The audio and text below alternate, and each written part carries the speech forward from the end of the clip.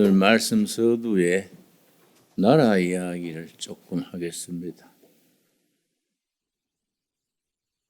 미국 정보계 통해서 우리 대통령궁, 옛날 청와대지만 지금은 대통령실이라 부르지요. 거기다 녹음을 해서 그 비밀 녹음이지요. 도청. 그걸 또 잘 간수했으면 괜찮은데 그게 또 누설이 돼가지고 우리나라뿐 아니라 여러 나라가 거기에 해당돼서 세계적으로 좀 말썽이 있습니다. 근데 이럴 때 우리나라 윤석열 대통령과 그 참모들이 당당하게 좀 배짱 있게 대처해서 국격을 높여야 하는데 그걸 쉬쉬하는 식으로 미국이 별 잘못이 없다 이런 식으로 저 자세로 나가니까 좀 마음에 안 들어요. 옛날에는 우리나라를 고래 싸움에 새우 등 터진다 그런 말을 흔히 했었는데 지금은 우리나라의 국격이 다릅니다. 지금 우리가 새우가 아닙니다. 고래 중에 대형 고래가 있고 돌고래 같은 작은 고래가 있는데 미국이나 중국 같은 나라는 대형 큰 고래라 하면 우리는 야무진 돌고래쯤 됩니다. 작아도 고래는 고래답게 당당해야지 뭘 외교 문제 미국이라 해서 눈치 보고 기죽고 그러면은 국민 사기가 저하되지요. 나는 윤석열 대통령과 그 참모들에 대해서 좀 마음에 안 들어요. 이럴 때는 떳떳하게 미국은 백악관 너나 잘하지 우리나라 잘하는데 도청을 왜 하냐? 도청을 했으면 단속을 잘하지. 일본말로 단도리를 제대로 하지. 소문이 퍼져서 우리나라 체면 손상시키냐? 좀 세게 나가야 됩니다. 주관을 확실히 밝히고 또 뒤에 참모들이 가서 또 적당히 대화하고 해야지 처음부터 무슨 저자세로 그래 하는 것은 국민 수준의 정치가들의 수준이 못 따라가는 것 같아요. 옛날에 이승만 대통령 그러지 않았습니다. 이승만 대통령이 당당하게 미국에 대해서도 할 말하고 맞서니까 하도 골치가 아파서 아이젠하워 대통령 때는 이승만 대통령 제거하는 프로그램까지 만들었습니다. 그 제거하는 프로젝트 이름도 있었는데 내가 잊었습니다만은 이승만 대통령을 제거하려고 공작을 하다가 관련 부서에서 대안이 없습니다. 그래서 그걸 취소된 적이 있습니다. 당당하게 그런데 지금 또 이승만 대통령을 세계적으로 높이 평가하지요. 박정희 대통령도 마찬가지입니다. 군사혁명을 일으켜서 나라에 돌아보니까 국가 예산이 80%가 미국 원조예요. 미국 원조 중에 480 식량 지원 그래서 미국에서 남는 잉여 농산물을 한국에다가 지원해 주면 정부에서 그걸 국민들한테 팔아서 국가 예산의 80% 그걸로 공무원 월급 주고 그래 하니 우리 박정희 장군이 야무지지요. 이래가는 나라 꼴이 안 되겠다. 경제 개발을 해야겠다. 그래서 미국까지 가서 그때 케너디 대통령입니다. 국가가 발전하게 경제 지원 차관을 좀 주시오. 그러니까 케너디는 그 하버드 엘리트 아닙니까? 군사 쿠데타나 군사 정부를 아주 싫어하는 스타일이지요. 당신 같은 독재자를 어떻게 지원하냐? 그리고 박정희가 과거사에 아주 깊은 상처가 있습니다.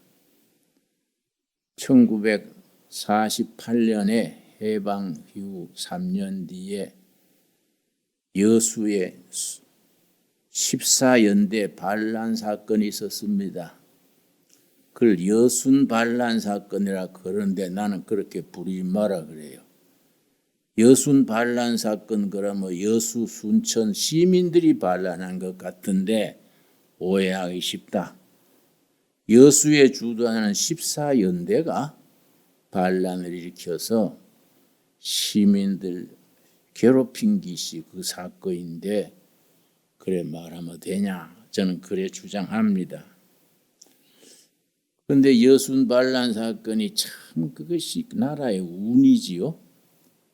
많은 양민들이 죽고 뭐 나라가 시끌짝했는데 우리 이모부 어머니의 여동생 이모지요. 이모부도 그때 여수의 경찰이 됐습니다. 그때 반란군한테 죽었지요. 그런데 그 사건이 진압이 됐는데 그 사건 때문에 뭐가 드러났냐 하면은 군대 안에 있는 좌익, 공산주의자들의 전부 드러난 겁니다. 그래서 그해 12월 1일에 전 군대 안에 좌익, 공산주의자면서 군대 안에 들어와 있는 분자가 많았습니다. 거의 한 20%. 그걸 전부 색출해내서 그게 48년이거든요.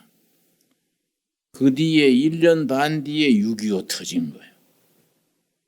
그 14연대 사건이 없었으면 6.25 때 우리가 못 이겼을 거라 그래요. 왜냐? 군대 안에 20%가 공산주의자들이니까 뭐 되겠습니까?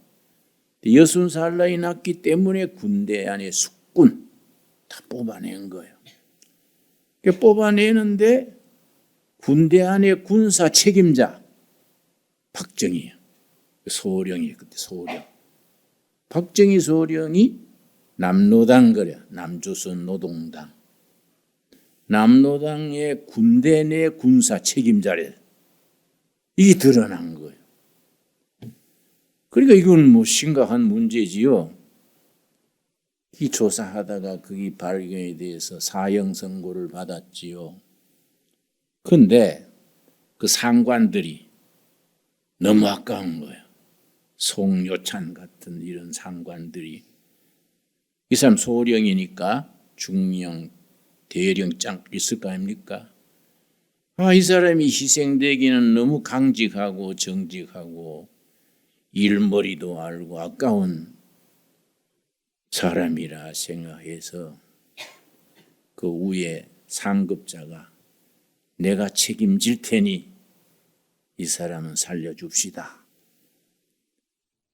그래서 이제 위에 재가를 받아서 박정희 소령하고 이야기가 된 거지요. 당신이 이래 허무하게 죽을 수 있냐? 당신이 군대 안에 좌익 적색분자 책임자니까 그 명단을 제출해라. 그럼 당신도 살고 나라에도 유익하겠다. 그래서 자기가 책임자니까 군대 내에 그 명단을 제출하고 자기는 이제 목숨 건지고 그 대신에 제대를 했지요. 그런데 전쟁이 나자마자 다시 현역으로 복귀해서 장군으로 올라가서 5.16 군사혁명까지 일으켰지요. 참 우리나라의 숨은 역사지요. 그런데 케네디 대통령 앞에서 원조해달라니까 당신 같은 독재자 과거에도 이런 어두운 그늘이 있던데 우리가 뭘 믿고 해주겠냐 거절했어요. 그래 박정희 장군이 거기 케네디 대통령 만나고 나오는데 케네디도 듣는 목소리로 저자를 없애버려. 부하들한테 저자를 없애버려. 그걸 자기 들은 거예요. 숙소에 와가지고 그렇게 참 울었다 그래요.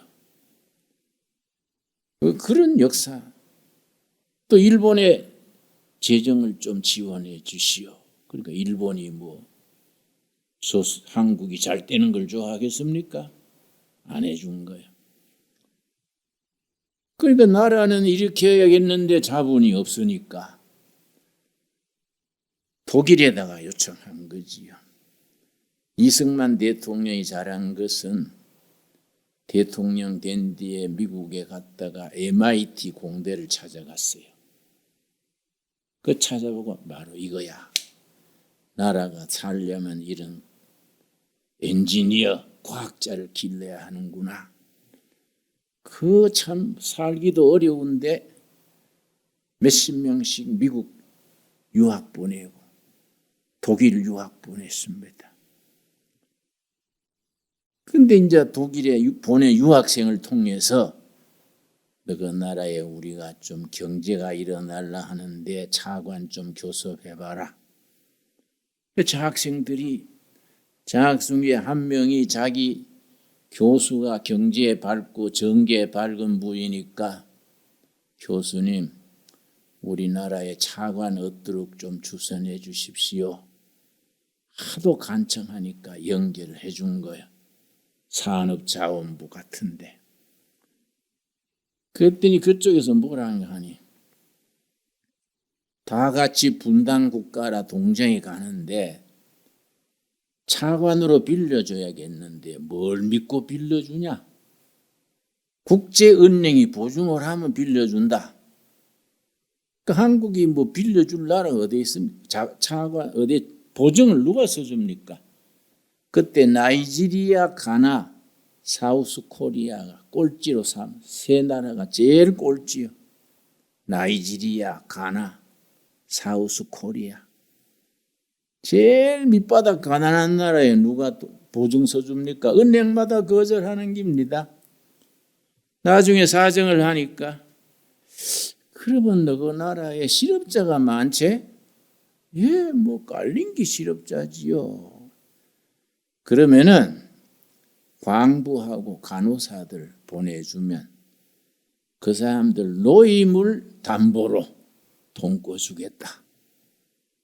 그게 이야기 돼가지고 1963년 광부 5,000명, 간호사 2,000명이 독일에 갔습니다. 이 사람들이 광부들은 지하 1,000m 거기서 석탄 캐고 간호사들은 시체 닦고 대소변 받아내고 한국 여성들이 얼마나 참 열심히 합니까?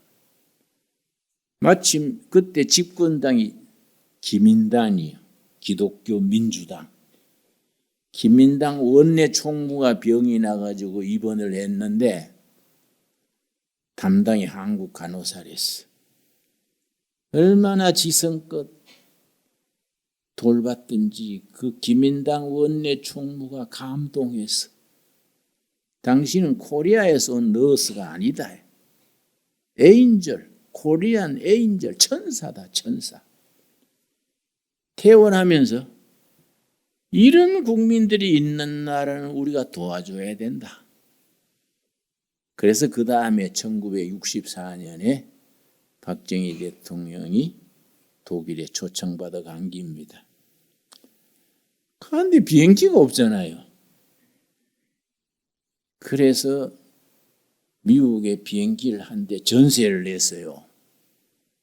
전세를 내가지고 그 비행기로 가기로 했는데 그 케네디 대통령 참모들이 괘씸하다고 출발하기 일주일 전에 취소해 버렸어. 비행기 회사한테 압력을 넣어가. 그런 독재자 비행기 빌려주지 마라. 이거 못 가게 된 거야. 그러니까 또 독일에 연락해가지고 그때 동경서 홍콩으로 가는 비행기가 루프트한자라는 게 있어요. 루프트한자. 아마 그 비행사가 지금도 있을 거예요. 루프트한자 쪽에 얘기를 해가지고 좋다 그러면은 동경에서 출발해서 바로 가지 않고 코리아에 들러서 대통령 태우고 그 다음에 독일로 가겠다. 이 협의가 된 거예요. 그래서 그 비행기에 대통령 일행이 타고 갔어요. 가지고 그때 독일 수상이 슈미트예요. 슈미트 만나기 전에 먼저 광부들, 간호사들 먼저 만난 거예요. 그 이제 간호사들, 광부들이 루르 지방이라고 석탄 나는 지역이 있어요. 그 루르 지방에 광부들 먼저 찾아갔는데 이런 큰 회당에서 서로 이제 상견례를 하고 애국가를 부르는데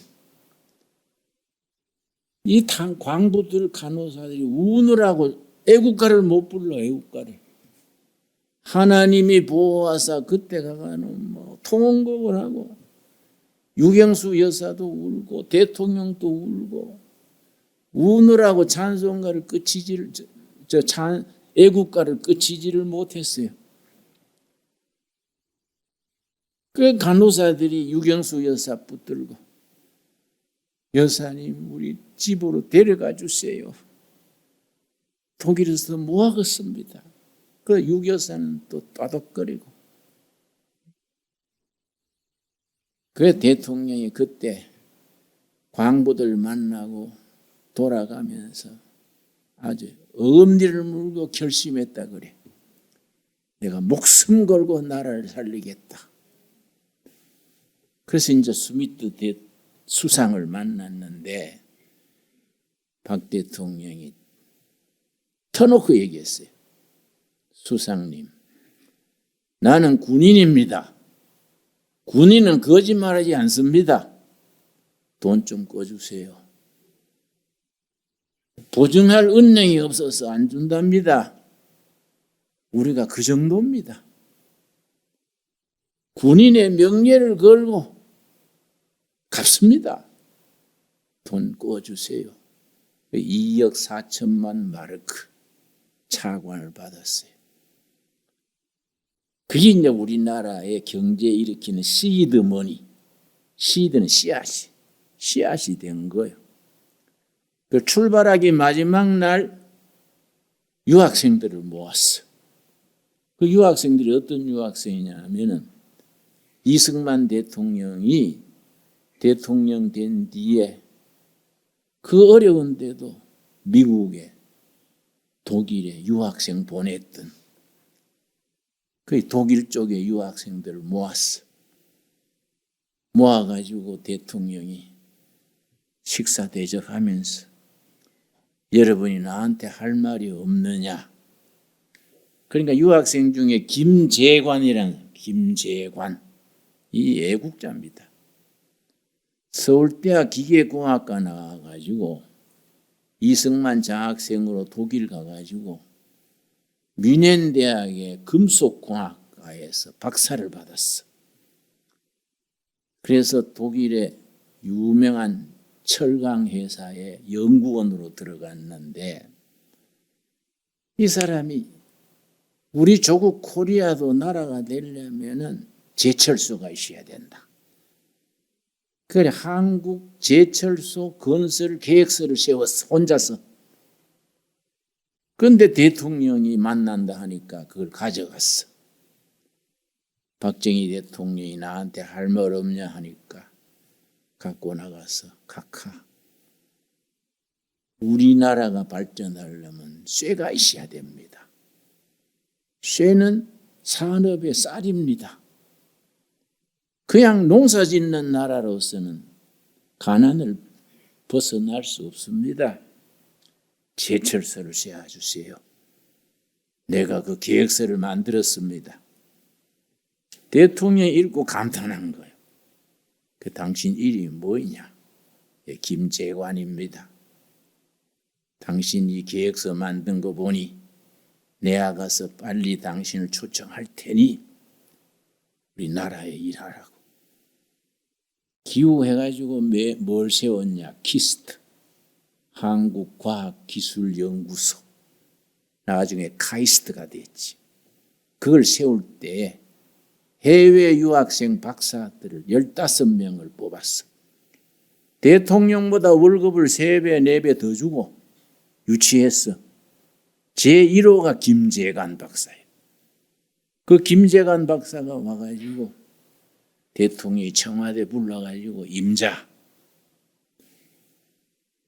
자기가 줬는 제철소 설계 계획서를 가지고 있다가 그걸 내놓으면서 이걸 담당하라고. 제철소 세우자고. 근데 스미트 수상이 헤어질 때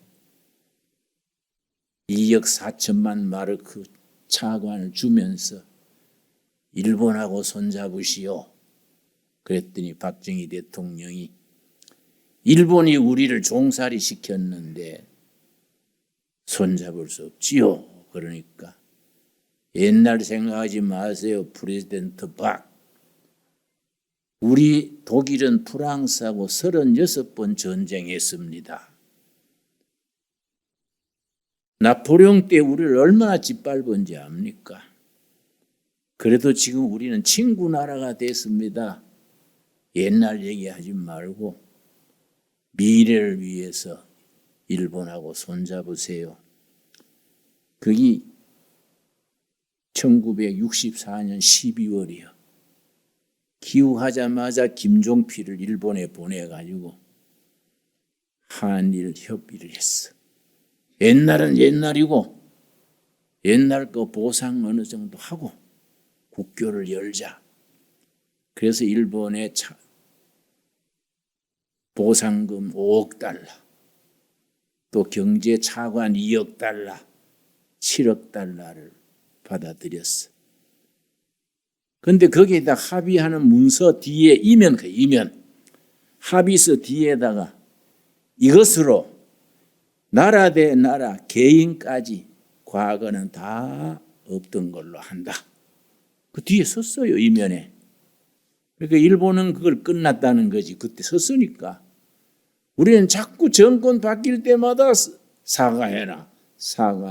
그러니까 우리가 그래서 그 뒤에 일본이 우리한테 사과한 게 39번이요. 그런데 또 하락하니까 이건 왜 끝이 없냐? 정권 바뀔 때마다 사과하라 하면 어떡하냐? 특별히 문재인 대통령 때에 징역공 그러지. 주로 미쓰비시 철강에서 한국 노동자들 데려다가 뭐 제대로 먹이지도 않고 과로시켜서 죽고 병들고,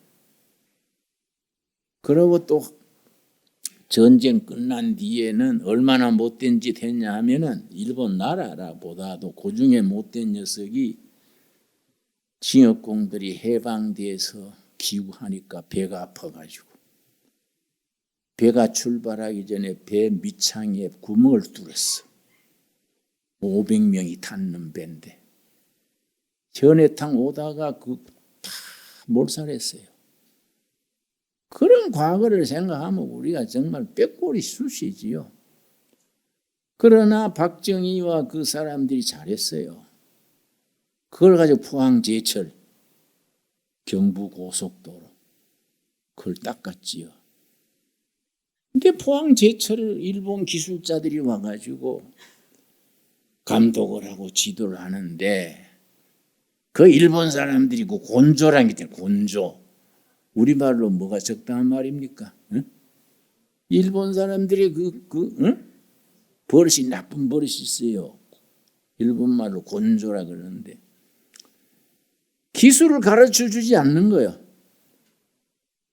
다 금고에다가 탁 넣어놓고 조금씩 필요한 것만 가르쳐 주니 아무리 배울라 해도 뭐 고날 시키는 것만 해야 되고, 그러니까 얼마나 열불나겠습니까?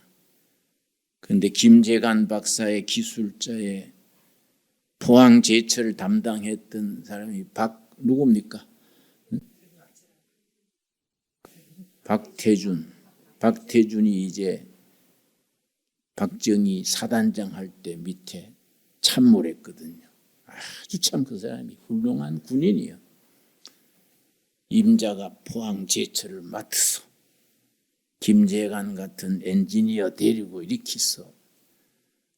그런데 포항 제철을 시작했는데 일본이 기술을 안 주니 너무 간질나잖아요. 거기 이제 국정원하고 포철 간부들이 짰어요. 그 담당하는 비서가 여자예요. 한국 여자예요. 이 여자를 시켜가지고 저녁에 일본 사람들이 퇴근할 때 금고를 잠그는 거예요. 아침에 또 열고. 그런데 어떻게 했냐면 오늘은 금고를 잠그는 척하고 손짓만 돌리고 잠그지 마시오. 당신 그것만 하면 됩니다. 책임은 우리가 집니다. 그래서 짰어요. 그러니까 이 여자 비서가 퇴근할 때 헛손질한 거예요. 소리 내고 손짓만 하고 잠그지 않았어. 밤에 우리 중앙정보부 요원들이 들어가가지고 그걸 다 사진을 찍었어. 그래가 기술을 그걸 우리가 체득했는데 일본 사람들은 빨라도 3년, 5년이 돼야 기술을 어느 정도 알 끼다. 우리가 그때까지는 우리가 주관한다 했는데 1년 된 뒤에 나가도 된다 하네. 응? 아니 1년 됐는데 당신들 기술을 어쩌려고 하요? 그러니까 우리가 알 테니까 그동안에 고맙다고 가시라고 우리가 고생하셨다고 다 기술을 다 받았으니까 이 포철이 선 거예요. 그걸 완성될 때는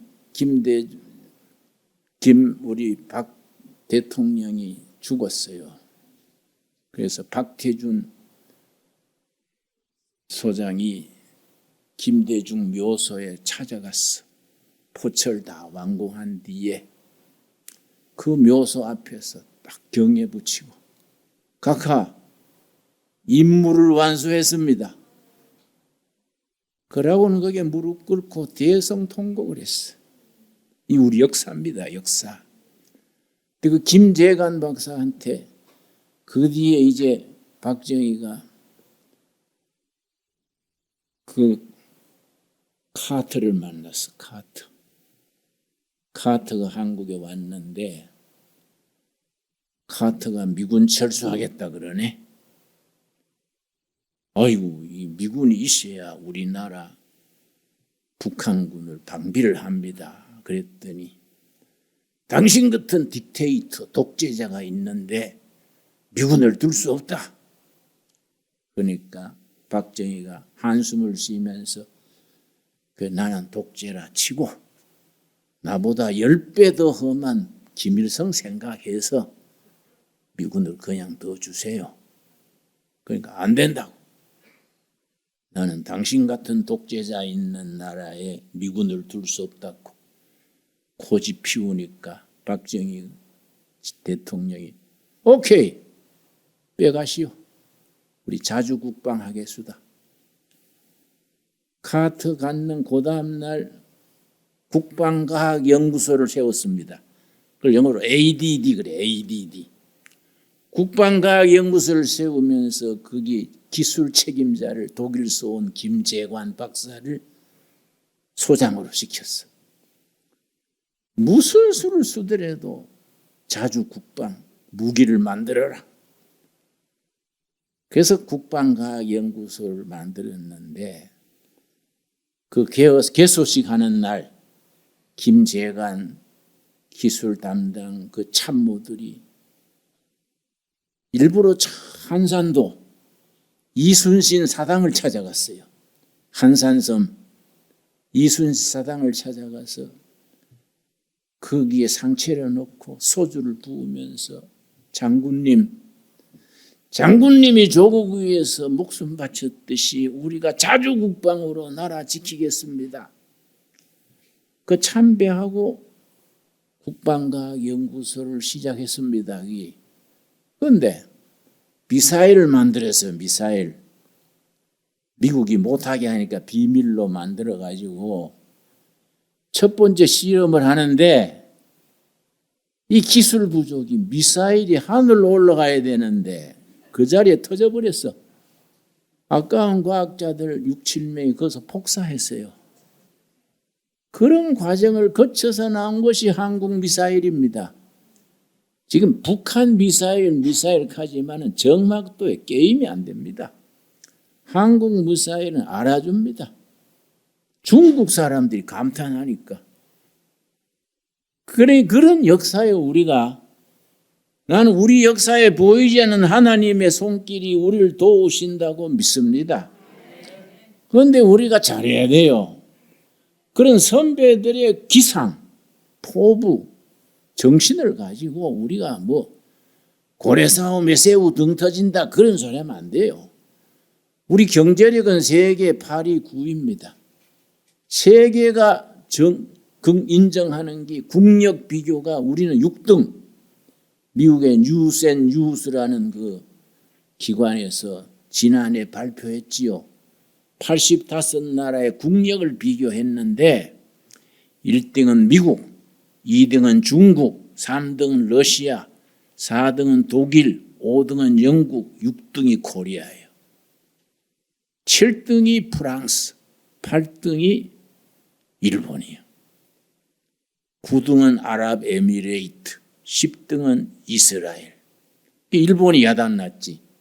우리나라에는 덤덤하게 지나갔지만은 일본에서는 텔레비에 신문에 어떻게 우리가 이 코리아에 우리나라에 종살이하고 가내공업 마트 하던 코리아가 우리보다 앞섰냐? 우리가 반성해야 된다. 이거 일본이 어떻게 된 기냐? 이 세상의 평가에 코리아가 6등, 자기는 8등이니까 야마가 도는 거야. 안 그렇겠어요? 근데 우리가 국력을 알아야 돼요. 우리 선배들이 땀 흘리고 잠 안 자고 그 미사일을 하다가 다 터져 죽고 그런 거 얼마나 피눈물 나는 역사입니까? 우리 후배들이 잘해야 됩니다. 나라가 이만큼 참 살아난 건 이 하나님의 보호하사입니다. 그리고 전국 방방곡곡에 교회가 없는 데 없습니다. 교회마다 새벽 예단 쌓고 기도하고 나라 위에 기도하고 이 하나님께서 들으시는 거예요. 애국가 부를 때마다 하나님 불러요. 애국가 부를 때는 스님도 무당도 하나님이 보호하사네. 애국가 부를 때마다 하나님이 보호하사하니 하나님도 의리가 있지요. 그래 부르는 하나님인데 내가 잘 봐줄게. 난 실제로 그렇게 하나님이 이끌어 주실 줄 믿습니다. 그래 우리나라의 미래를 밝게 봐야 돼요. 우리 교인들이 빌립보서 4장 13절에 뭐라 그랬습니까? 나로서는 실패했지만은 예수 그리스도 안에서 할 수 있습니다. 빌립보 4장 13절 좀 적으십시오. 너무너무 소중한 말씀입니다. 우리로서는 실패하고 좌절하고 왕따 당하고 일본말로 이짐에 당했지만은 그리스도 안에서 모든 것을 할 수 있느니라. 그걸 영어로 can do spirit 그래. 할 수 있다 정신. 그래서 성령 받은 사람들이 중요한 겁니다. 우리가 성령 안에서 나라의 현재와 미래 우리 어린 세대들에 대해서 밝은 비전을 가지고 꿈을 가져야 돼요. 그 요새 학교 교육이요 이상해. 초등학교 애들한테 동성애가 괜찮다, 성평등이 어떨까? 초등학교, 중학교 애들한테 그 동성애 가르칠 거 뭐 있어요? 가르칠 게 얼마나 많습니까? 안 그렇습니까? 그래 우리 학교 이 둘의 국제학교 그 학생 엄마가 나한테 와서 어째 우리 학교를 보냈습니까? 자기 마을에 중학교 다니는 걸 데려왔어. 왜 우리 학교를 그래 보냈습니까? 내가 물었더니 아이고 목사님 보냈더니 요 교과서에는 자유민주주의 자유도 빼버리고요. 가르치는데 동성애도 괜찮다 그러고 그거 어떻게 보냅니까? 그래서 우리 학교는 등록금이 센데요. 중학교 국립으로 가면 다 해주는데 우리는 자치로 하니까 등록금이 센데요. 그랬더니 목사님 콩나물 장사를 해도 학비 되겠습니다. 제대로만 가르쳐 주세요. 가심이 찡하더라고요. 안 그렇습니까? 우리가 이 나라의 진정으로 현재와 미래를 걱정하는 것은 교회입니다. 교회 교인들이 날마다 제단 쌓고 말씀에 가슴이 뜨거워져 가지고 하나님 사랑, 교회 사랑, 교회 사랑, 이웃 사랑 우리 믿음으로 이걸 이루어내야 됩니다. 그렇게 될 줄로 믿습니다. 여러분 오늘 본문 말씀 예레미야 24장 1절 나는 뭐 이런 얘기하면 뭐 스스로 마음이 뜨거워져가 끝이 없어요. 내가 좀 자제해서 이제 말을 마쳐야 되지요. 뭐 다 하다가 여러분 예보다 갚버리면 안 되니까. 예레미야서 24장 1절 바벨론 느부갓네살 왕이 유다 왕 여호야김 아들 여고나와 유다 고관들과 목공들과 철공들을 예루살렘에서 바벨론으로 옮긴 후에 예루살렘이 멸망하고 거기에 성 쌓는 사람, 무기 만드는 사람 다 뽑아가지고 바벨론으로 끌어가는 거예요. 지금 그 얘기입니다. 여호와께서 여호와의 성전 앞에 놓인 무화과 두 광주리를 내게 보이셨는데 나라는 절단나고 막 포로로 끌려가는데 하나님께서 예레미야 앞에 광주리 두 개를 보여주시네. 무화과를 따서 담는 광주리인데 한 광주리는 깨끗한 무화과가 들어있어. 한 광주리는 썩은 거예요. 사과 여러분 박스째 사봤습니까? 사과 박스에 썩은 사과 하나 있으면 옆에 기다 옮겨요. 그러니까 지금 그걸 말한 거야. 하나님께서 그걸 보여주시고 2절 말씀 2절 한 광주리에는 처음 익은 듯한 극히 좋은 무화과가 있고 한 광주리에는 나빠서 먹을 수 없는 극히 나쁜 무화과가 있더라. 섞어 놓으면 같이 썩으니까 구별해 놓은 거예요. 그러고 말씀하시기를 3절 여호와께서 내게 이르시되 예레미야야 너가 무엇을 보느냐 하시기에 내가 대답하되 무화과이온데 좋은 무화과는 극히 좋고 나쁜 것은 극히 나빠서 먹을 수 없게 나쁜 아이다. 4절이 핵심이에요. 4절 5절이 하나님이 그 교훈을 보여주시는 겁니다. 여러분 교회는 좋은 무화과 썩지 않는 무화과가 돼야 돼요. 세상은 썩고 부패하고 서로 이용하고 그럴지라도 그건 나쁜 무화과예요.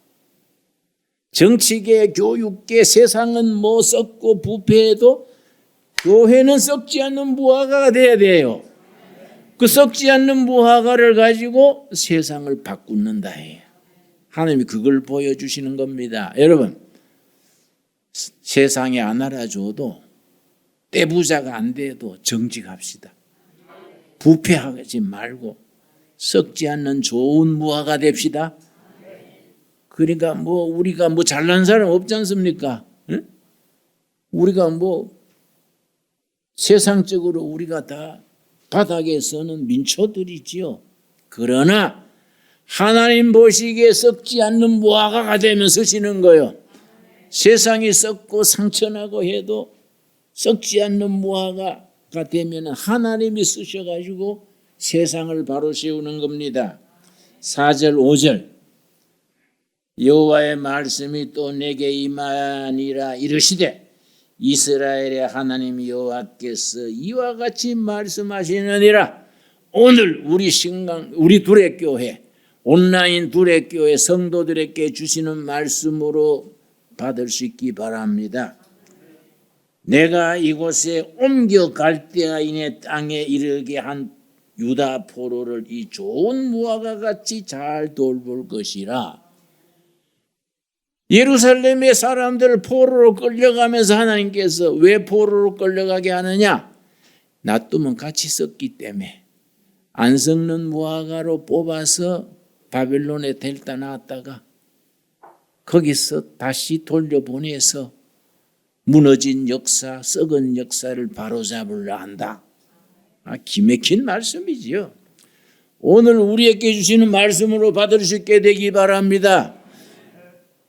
우리가 어디 있든지 산골짜기에 있든지 어디 있든지 하나님이 쓰시고자 하는 좋은 무화과가 돼야 돼. 세상이 썩은 무화과인 것을 탓할 거 없어요. 세상은 그렇다 치고 우리는 그걸 비교해가지고 같이 휩쓸려 들지 말고 우리 둘의 온라인 교회 이 산골짜기에 우리 볼 거 있습니까? 이 또 돌밭에요. 산돼지 놀던 데인데 여기 우리가 왜 모였습니까? 하나님이 뽑아 놓으신 좋은 무화과 열매 되려고. 그래서 하나님이 앞으로 쓰시게 해달라고. 우리의 기도와 우리의 소원과 뜻을 하나님께서 인정하실 줄 믿습니다. 기도하겠습니다. 하나님 감사합니다. 우리를 통해 아버지의 뜻을 이루어 주시는 손길을 믿습니다. 세상은 썩은 무화과 같습니다.